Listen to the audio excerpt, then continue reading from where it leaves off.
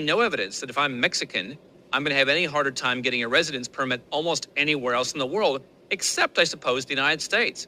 But here's the reality. The fact that a country like Mexico has grown so substantially in terms of its passport power, in terms of its wealth, Latin American countries haven't grown as fast as Asian countries compared to the U.S. So there is that. But countries like Mexico and others that have been emerging in our lifetimes are an example of how countries are getting closer to each other.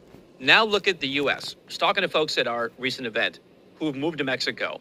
They get asked two questions. Is it safe? And how do you deal with health care? Those are the two that stood out above all the others from Americans and Canadians who moved to Mexico. Is it safe?